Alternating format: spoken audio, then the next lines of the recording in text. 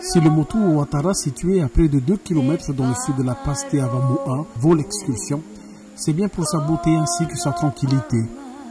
Véritable paradis pour les oiseaux venus de tous horizons, son jardin de corail offre également une vue spectaculaire aux nombreux plongeurs.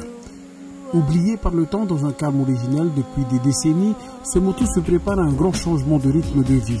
Car depuis la candidature du marais Taptokuate au patrimoine mondial de l'UNESCO, les propriétaires de la majorité de l'îlot appellent à l'aide pour de nombreux projets touristiques qu'ils souhaiteraient mettre en place.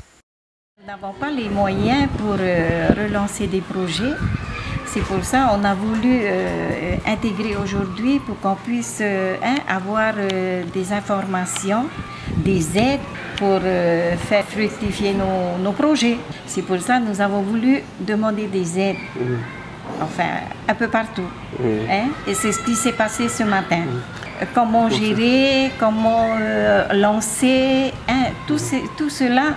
Au-delà de l'aspect touristique, il faut dire qu'aucun projet d'une telle envergure ne peut se faire sans l'avis des anciens de la commune, constitués aujourd'hui en comité des sages et qui veillent à ce que l'aspect culturel des choses soit respecté.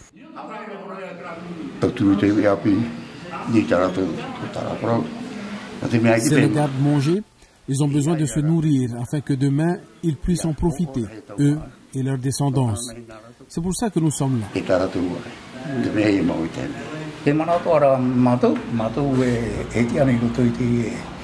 Nous, les anciens du comité des sages,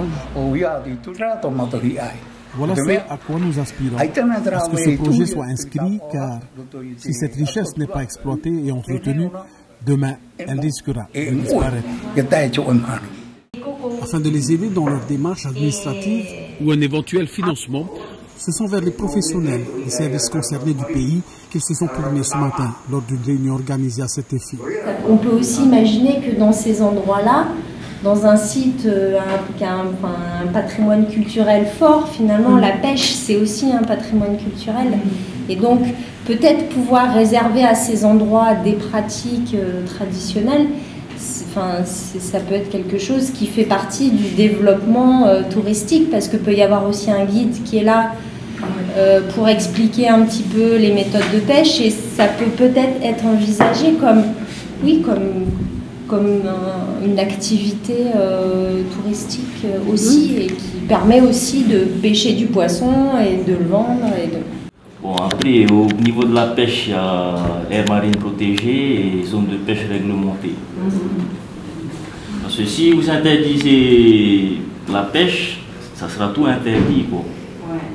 Tandis que si vous réglementez, par exemple, comment on appelle ça, zone de pêche réglementée, on pourra toujours pêcher, mais certaines pêches seront interdites.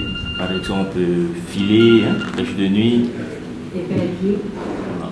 Bon, après ça, c'est l'association qui décide de ce que vous voulez mettre dedans, quoi.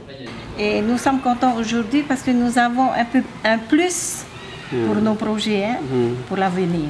Si le dossier UNESCO avance à grands pas, de son côté, la toute nouvelle association Ouattara, constituée principalement pour l'organisation et la défense des intérêts communs, continue à se réunir autour d'une table pour réfléchir, mettre en place plusieurs stratégies pour faire aboutir ce projet.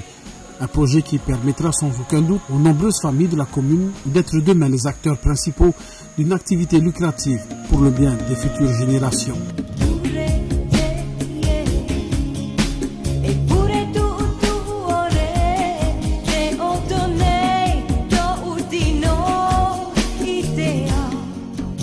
Te